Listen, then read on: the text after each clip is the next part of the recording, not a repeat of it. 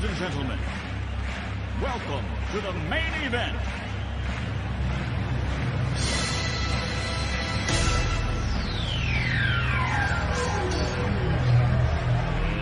Let's get ready to rumble!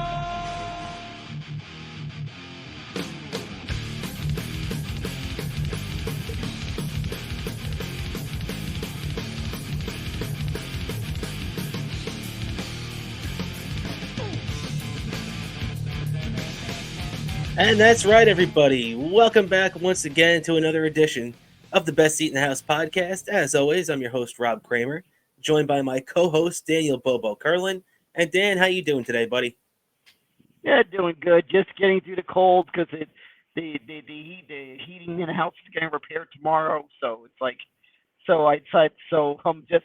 it's one of those times that I kind of last 2 days I've had to kind of wear a ski cap inside the house. Oh shit, that sucks, man. That's the worst time of the year for the heat to go out. Yeah. Unfortunately, it's kind of a problem. It's actually being fixed as we speak. At least you got that going for you. Yep. So at least tomorrow morning I won't be freezing when I shower before I head to work. Yeah, that'd be a good thing. That would definitely be a good thing. I have to swear, I don't know where they thought of those ideas, but man, if they didn't cost so much to import, those Japanese toilets would be a great idea for the States. Well, you're definitely right about that. Those toilets could go for a lot of money, no doubt about it. But yeah, man, it sounds like you've been having a pretty interesting last couple of days. You know what? And let's just start with your New York Football Giants, because they've had a couple of interesting days too. Now, on Sunday, they went out there and defeated the Philadelphia Eagles for the first time in a while, ending their streak. They knocked them off 27-10, really handling the Eagles for most of the game. The Eagles really only put up a couple of late points to make it even look a little closer than it was.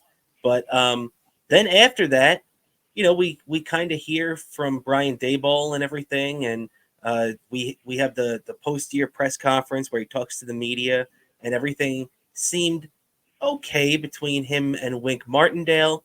Wink still had, at that point, a year left and $3 million on his contract. And then the news breaks that Wink Martindale and the Giants part ways, and it's not on good terms at all. Now, the story that's being reported by, I'm not sure, I want to say Jay Glazer, but it's from a very reliable source, that apparently Wink Martindale went into Brian Daboll's office and cursed him out, like completely dressed him down, and in typical Wink Martindale style, just ripped the guy apart and then stormed out of the room. Next thing you know, he's on a flight back down to his house down south, and he, supposedly was trying to get fired, because if he gets fired, then he gets the $3 million the Giants owe him. Now the Giants and him part ways, so he doesn't get that money, but he does get the opportunity to coach elsewhere. So, very, very weird set of circumstances there for the Giants and Wink Martindale. But Dan, what is your immediate reaction to being in the market for a new D coordinator? Well, unfortunately, I just feel like I don't get why the heck they needed to fire Wink Martindale. I feel like the defense was really great this year. I feel like the defense was definitely not a problem. Dan, just remember, they really didn't fire him. He kind of forced their hand. He went in there and cursed out Brian Daboll, and once you do that, you can't bring him back. You know what I mean? He made it to where there was no way they could bring him back, even if they wanted to. Yeah, so it's like it just shocked me that he just didn't. He actually wanted to leave, but unfortunately now we're on a search for another defensive coordinator. I hear a lot of Giant fans, and this I feel like is a real pipe dream, though it'd be really nice. Apparently, there's fans that think Bill Belichick would probably be filling in that role, closing out his coaching career itself, being a defensive coordinator for the Giants. if that happened, that would be the craziest thing ever. But the thing about that too is I feel like that would be a really whoops, sorry about that. I feel like that would be a really interesting choice for Dayball, because then let's just say the Giants get off to a rocky start next year. Then you kind of put yourself in a position where every fan is going to say fire Brian Daboll and make Bill Belichick the head coach. You know what I mean? So it's almost like if Daboll does this, he's going to be hiring, which, it's questionable that Belichick would even take the gig in the first place. But it would almost be like Brian Daboll was hiring his replacement, Yeah, exactly. So I feel it's like least likely to happen. So it's gonna be a lot of question marks going into the off season. I didn't have this one on my off season bingo card, new defensive coordinator. But Yeah. if anything, the first thing I had on my off season bingo card was literally the draft. But Yeah. this is Yeah. this one just hit me by surprise the next day, the on Tuesday. Yeah, man. Well, one other thing that you definitely have on your offseason bingo card of wondering what the Giants are going to be doing, though, is the deal for Saquon Barkley. Now, he said in his postseason press conference that he feels that the Giants should either just franchise him now or give him an extension. Don't drag this thing out. And even though the Giants, when they gave him that little salary bump to end his holdout last year, um, they made the promise to him that they would not franchise tag him this year. So it's interesting that Saquon even said that. But what do you think about this whole deal, Dan? Do you expect Saquon to be back next year, or do you think that maybe it's just going to be impossible to get a deal done? I feel like they need to bring him back next year. I feel like he's just an integral part of the offense. He's their best offensive player, no doubt about it, by far. Yeah, exactly. So I expect him to be back. Yeah, I do agree with you that it makes sense, but it also, I don't know, something kind of seems off to me. It feels like the Giants don't want to pay him for whatever reason. I mean, I guess obviously the running back spot has really been trivialized, I guess is a good word for it, over the last couple of years. It hasn't been treated with the respect that it was in years past, where you always had that big guy that you could rely on, that everybody strived to have, like back in the day when the Giants had, Tiki Barber, the Jets had Curtis Martin, and you had other guys like Marshall Faulk and all these top of the line running backs out there, all the way up to Adrian Peterson, LaDainian Tomlinson, guys like that. You don't really see that anymore with these bell cow backs, as they used to call them, and the running backs really aren't being paid as much these days. They want to, it seems to me that they really want to keep the running back salary down, and it's going to be interesting to see if anybody decides to step up and actually pay Saquon, because even though he's been around for a while, Saquon Barkley is still pretty young, right? I mean, what is he, 27, 28 years old? Yeah, exactly. So I feel like Saquon Barkley has a good 3 years left. I feel like.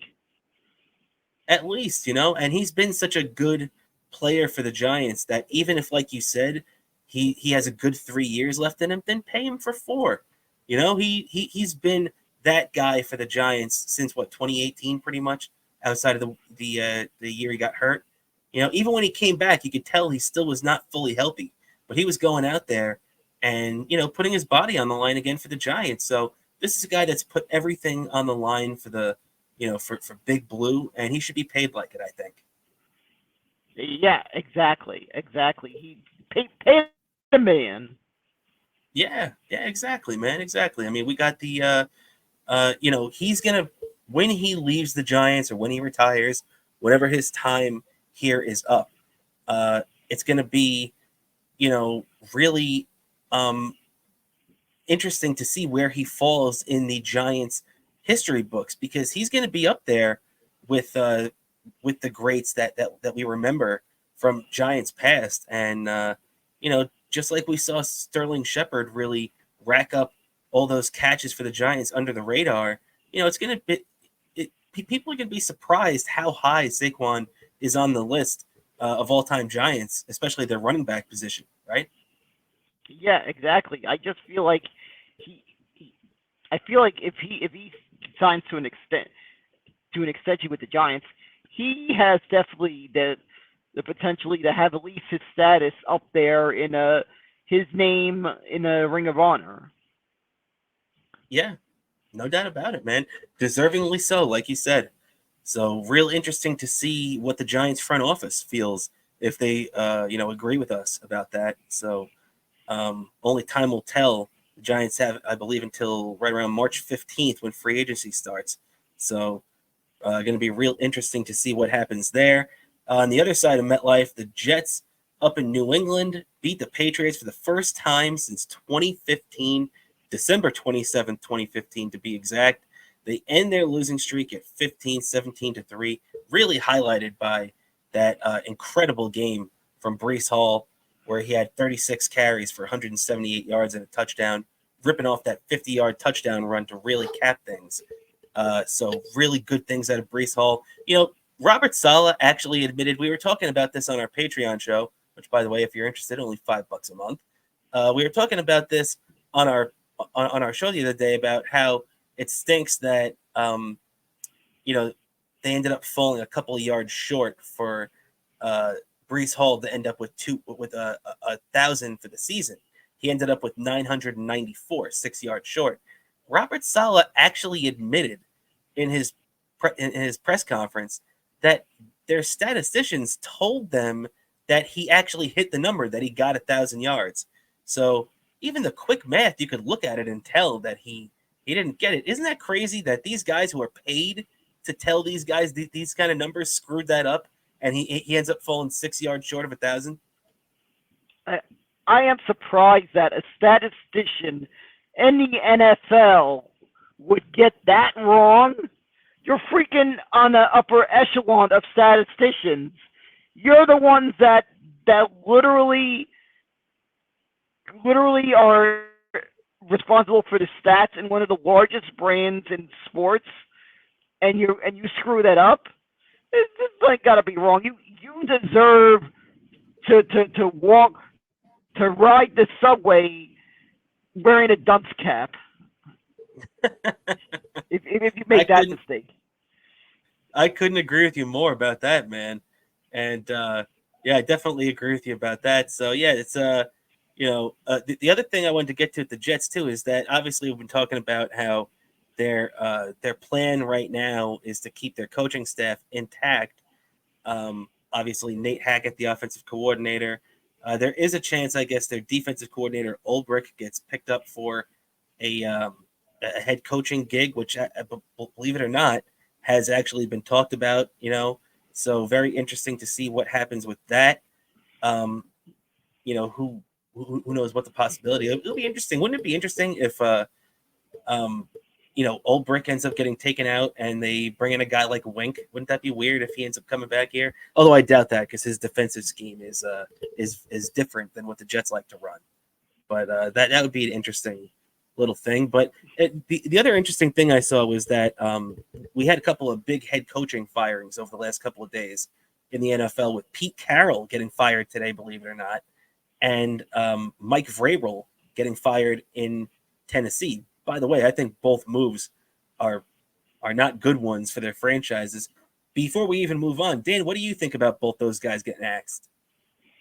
That just surprised me because they were both great coaches. I mean, that just surprised me. I mean, Pete Carroll has had a great coaching legacy just about everywhere he coached, aside from you guys. Except for the Jets. But he was still young then to give him a break. That was in the early 90s. But yeah, he's had such a great coaching legacy that surprised me. I mean, he's pretty much held the Seahawks had made them a contending team, and then that one just surprised me. Yeah, definitely surprising, and a interesting thing came out of that too. So, not with Pete Carroll. I'm sure there will be more fallout from that in the next couple of days. But in the fallout from Vrabel getting fired in Tennessee, there was a couple of players that played under him there that came out. I forget the guy's name, who it was. I should have wrote it down, but I didn't. So, unfortunately, my bad. But the funny thing was that they were talking about how much they loved playing for Vrabel and how they weren't sure about the move, and that he got them ready every week, and that it was always great to play for him and his coaches. And they specifically mentioned except for Keith Carter. Now the reason why I found that interesting is because Keith Carter was their offensive line coach who got fired after last season, and guess where Keith Carter ended up? He ended up on the Jets staff. He was the Jets offensive line coach this year. Now, Dan, what was the worst part of the Jets team this year? Obviously, their offense, but what was the worst part of their offense? Their quarterback. Well, that's true too, but partially because of their offensive line, right? Yeah, exactly. Their offensive line. Yeah. So Keith Carter, who everybody questioned all year anyway, and apparently his players hated him. Who Robert Saleh, and this is the quote that was used from guys in the Jets media like Brian Costello, saying that Robert Saleh pounded the table to bring in Keith Carter last year. And apparently he's so disliked by his players in Tennessee and even here in New York, because when players heard that, I saw Breece Hall had a whole bunch of laughing emojis when he saw that. And apparently even Mekhi Becton commented on it as well. So, and nobody was disagreeing. So the Jets have this coach here who coached their worst unit on the team, and they're bringing him back supposedly, and he's a big Robert Saleh guy. And so it all just kind of falls into place that maybe the Jets aren't hiring the right people, and maybe a few of these guys should get fired, even though obviously the top guys like Hackett and Saleh aren't going anywhere, Yeah, that just surprised me. There should have been some firing to the coaching staff. That just totally surprised me. Yeah, man. And with the thing for the Jets too is that they've always had the question of what's going on with quarterback, especially over the last 10, 15 years. But with Rodgers set to return now, Dan, what do you think is the biggest offseason need the Jets need to address?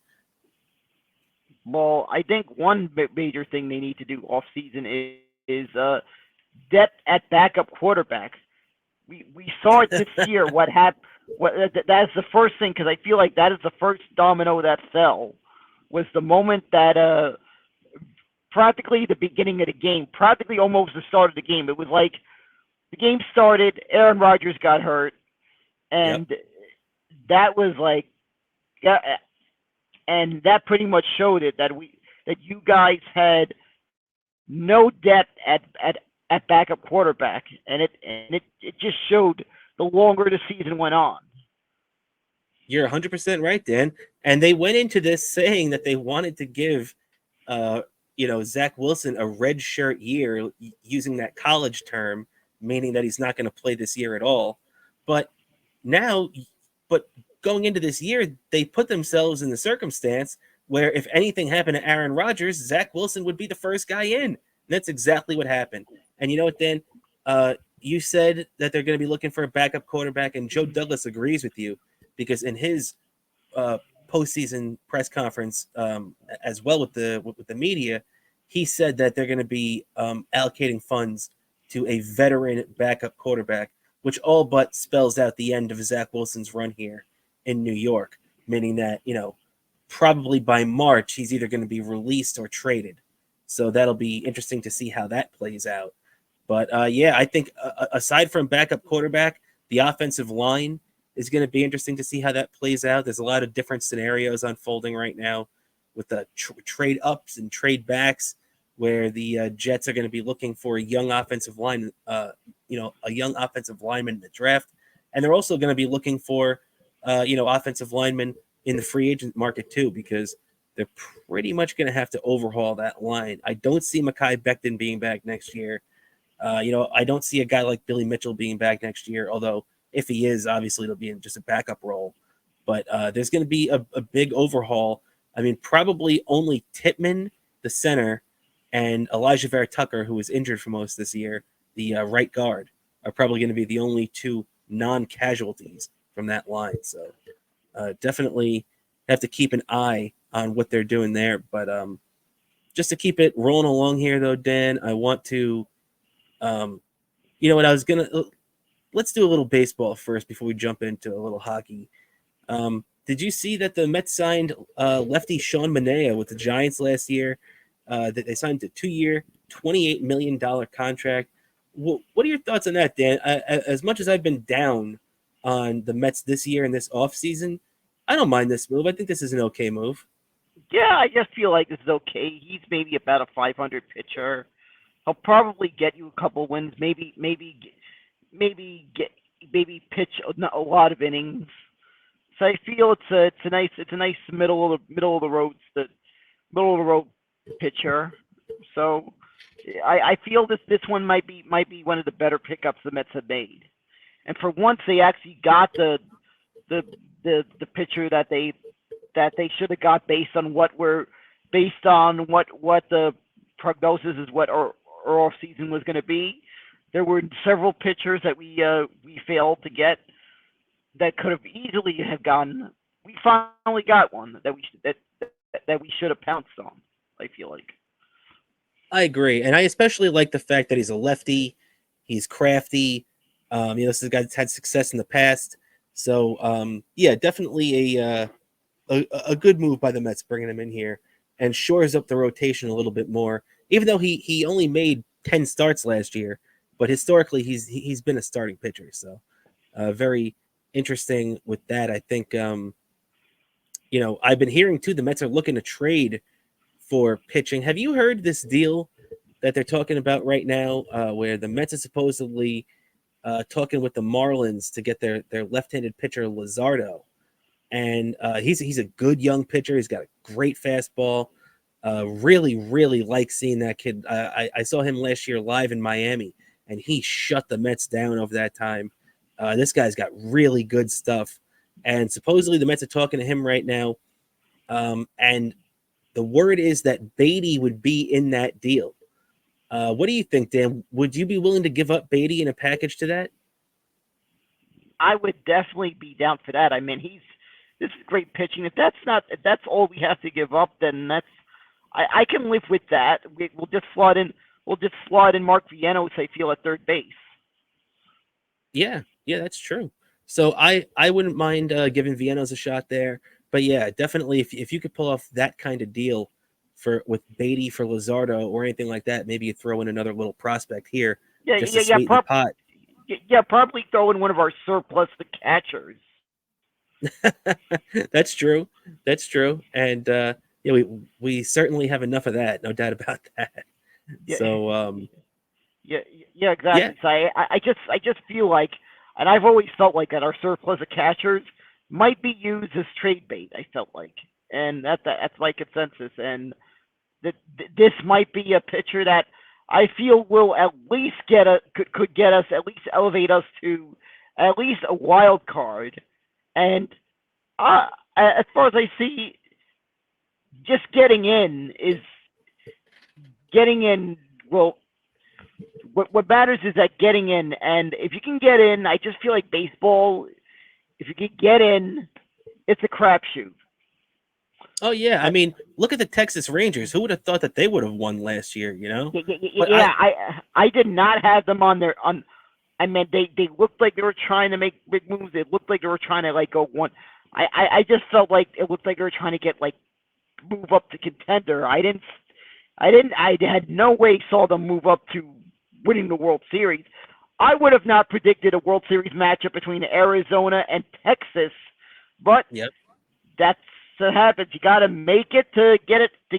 You got to make it to win it. And as far as they see, you make it. You're pretty much showing you've got a shot to win it. Yeah, and you know what? With the Mets, though, still I still don't like their offense enough. I don't think the Mets' offense is good enough right now. Even And to be honest, even with Manaea, I'm not really blown away by their starting rotation either. I mean, Kodai Senga, Jose Quintana, Luis Severino, Tyler McGill and David Peterson, and that's not a very good rotation at all. There's still probably another arm or two away from having, and legit arms, I mean, from having a good rotation, Yeah, I just feel like right now and my consensus is that they got to make at least one more trade move, like as we just mentioned. That move, then maybe you use more of our catching surplus for potentially at the trade deadline. That's going to be a big telling factor of where the Mets are going to be this year. Is where are we at the trade deadline? Because I just feel like there is no way that they will not do something at the trade deadline if they are in contention. All the good if they're teams waiting do to the it. trade deadline, if they're waiting to the trade deadline, they're going to be dead by that time. They're going to have to do something before the season for their offense and for their pitching. There's still one big bat they need to add and one big pitcher they need to add going into this season, in my opinion, or they're just going to be in trouble. Yeah, and I feel like they are going to make the move on Justin Turner. If they do that, if that's the case, then I agree with you. Then I think if you trade Beatty to the Marlins and bring in Luzardo and then replace Beatty at third base with Justin Turner, I am very, very happy with that. Yeah, exactly. I feel like you can get Turner on a good deal, and I feel like that's where they're going.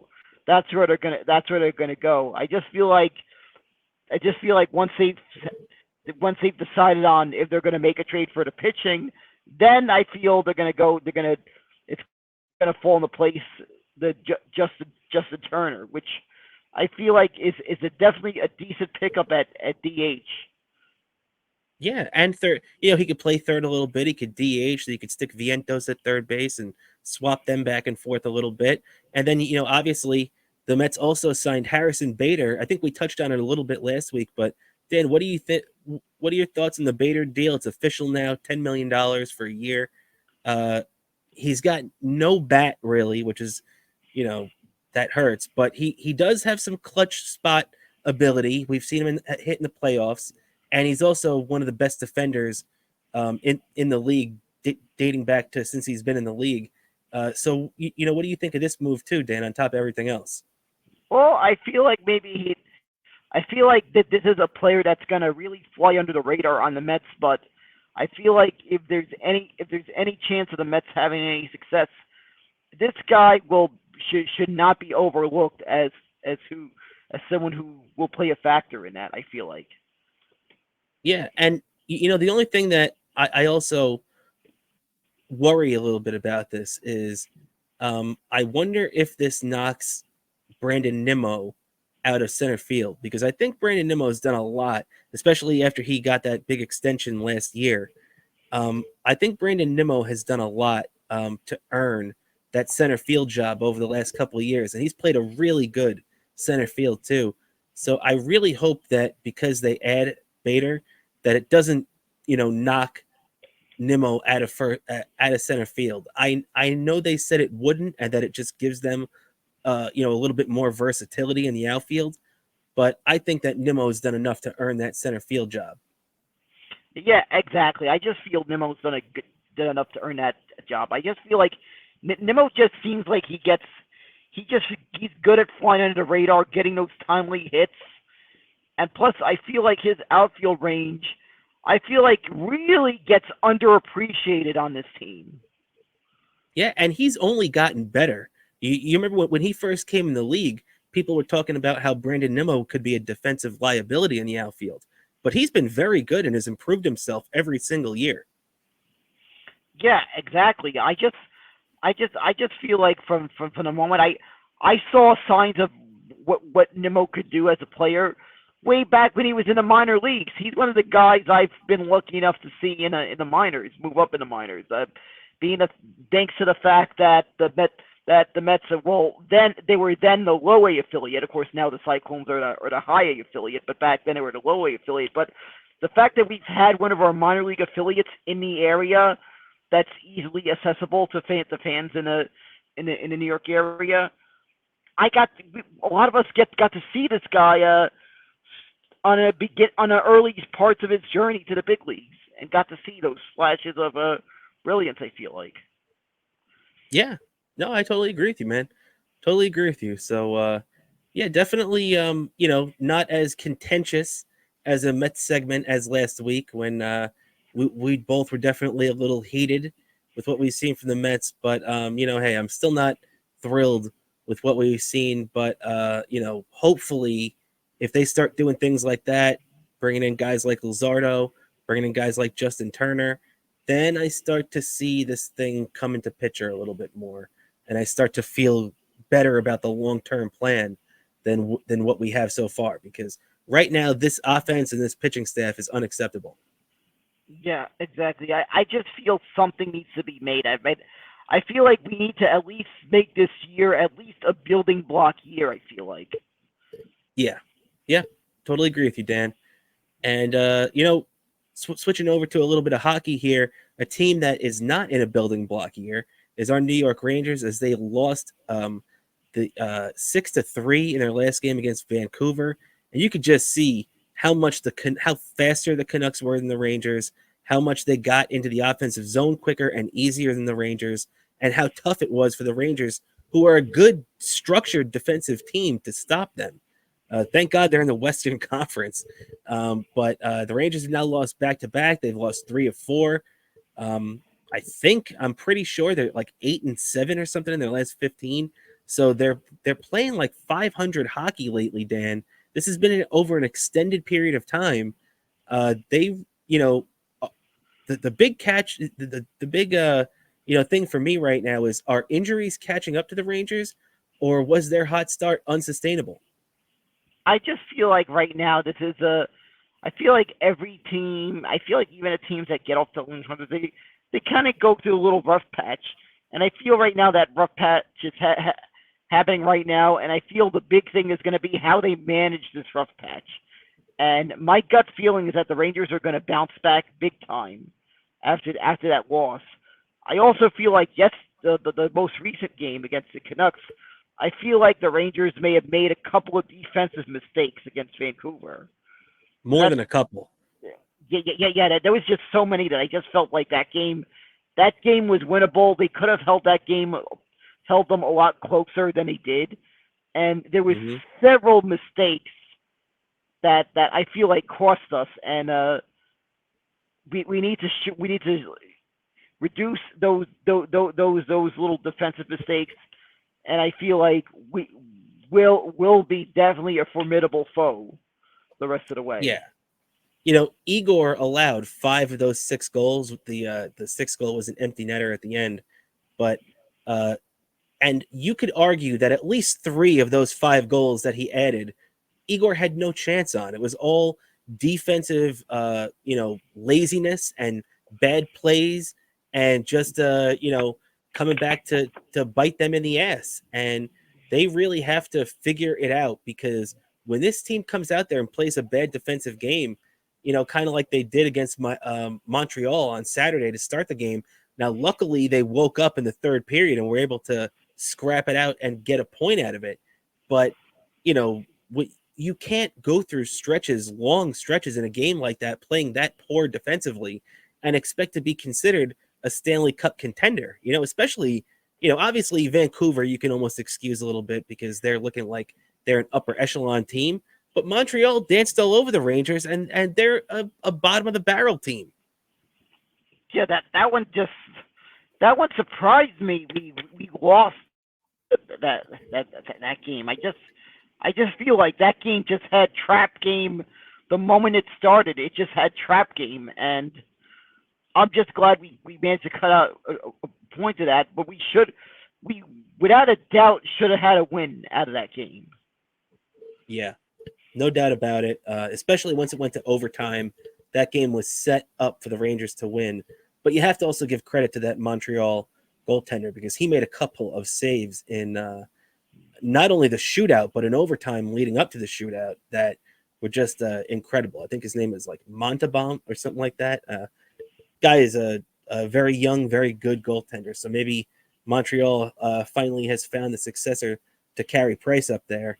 But that kid came out to play against the Rangers, no doubt about it. And even though he blew a 3-goal lead, was still able to get 2 points. So, the Rangers' next game now is against St. Louis on Thursday night. Tonight, if you're watching this the day this episode came out. So that's a big game too. St. Louis, they've been up and down this season, but they're still a pretty decent team. And the fact that it's in St. Louis just makes it tough to begin with, right? Yeah, but at the same time, I kind of this game I'm just hoping the Rangers will win this because I just feel like that city of St. Louis gives me PTSD of bad memories. No doubt about that. I mean, we definitely have had our history with the city of St. Louis. Thank you very much, St. Louis Cardinals. But the St. Louis Blues, it's a winnable game. They're a 500 team, 20-18-1 so far this year. So if the Rangers are going to beat them, it looks like it's going to be in regulation. This team doesn't play too many overtime games. The thing with the Rangers now is that they have to start getting themselves back on another streak. And winning this game is going to be a big part of that because after this, then they go into the weekend with back-to-back against the Washington Capitals. And that's going to be tough in itself. Capitals, Peter Laviolette's former team. There's going to be a lot of emotions there. Last time the Rangers played them, they lost. And the Rangers have to get a little revenge against the Capitals, right? Yeah, exactly. I just really am pumped to beat the fucking Capitals. Like, I feel like Tom Wilson at this point, it is this generation's Potvin sucks chant. Yeah, I could definitely see that. I agree with you about the Wilson sucks chant being the new Potvin sucks because the funny thing is though is that they are a good team. And actually, I'm wrong about that. The last time they played, the Rangers beat them 5-1, but they split. I thought they were only playing 3 games this year, but actually they're playing 4. So believe it or not, after this weekend, the Rangers will be completely done with the Washington Capitals.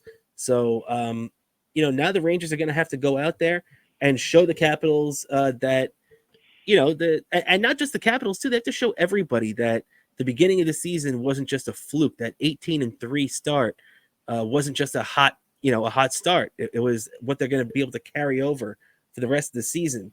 They've gone into this lull right now, but it's time to wake up, right? Yeah, exactly. It's time to wake up. They need to get out there and win this. And I could tell you, I feel like it'll be a real momentum booster if we could somehow win this game and get 4 points out of those 2 games against Washington. And even extra if we could get through those games against Washington unscathed, because I just feel like that pesky Tom Wilson, always some shit going on with him. Yeah, you're right about that, man. And the other thing too is that now Laviolette said the other day that Capo Caco is getting close to changing jersey colors, which means in practice right now he's wearing the red non-contact jersey, and he's saying that he's going to get back to the normal practice color, which would mean that he's set for contact again, which means that it's only a matter of time before Capo Caco is back with the Rangers, which, one thing that people don't give credit to Caco for is his defensive ability. Sure, he did not really contribute offensively much when he first started this season. 20 games, a goal and an assist. Not very good. But his defensive metrics are off the chart, and the Rangers' defense really dropped off after Caco got hurt. So it's definitely going to be a boost to the defense and the team itself when Caco gets back in the lineup, and you can take a guy like Brodzinski out or a couple of these guys that are just filling roles right now for injured players. So definitely keep your eye on that. Now let's move along. We're going to wrap up here with the Knicks, as it's going to be a little shorter show today. I'm a little under the weather, so we're going to keep the streak going, but just a wee bit short. Knicks coming off, let's wrap up with them, as the Knicks coming off a blowout win over the Trailblazers, 112-84 at the Garden. The Knicks' 5th straight win, and they improved to 5-0 since the OG Anunoby trade. Dan, Anunoby, however you say his name. Dan, what are your thoughts on the new look Knicks right now, as they look like a brand new team, and Leon Rose is looking like a genius for making this flip right now? I just feel like the Knicks are going to make a lot of noise during the playoffs, and I feel that we, as hosts of this show, are going to have one heck of a jam-packed shows. I mean, we're going to have a lot of talk about big playoff runs in hockey with the Rangers and basketball with the Knicks. It's just going to be a lot of fun. It's going to be shades of what happened in 1994. What I call the nearly double championship June. From your lips to God's ears, Dan, because it's been far too long since that happened. The Rangers pulled off their half in '94. The Knicks came up one game short in the NBA final that year. Maybe we could turn the trick this year, as right now, and it seems like the Knicks are still in play to make a big move before the trade deadline. And, having a guy like OG in here already think about it, his Knick debut is on New Year's Day. So he's going to have plenty of time to feel comfortable and be ready by the time even the trade deadline, much less the playoffs, roll around. So, hey, much credit to Leon Rose and to Tom Thibodeau. This lineup is looking much deeper.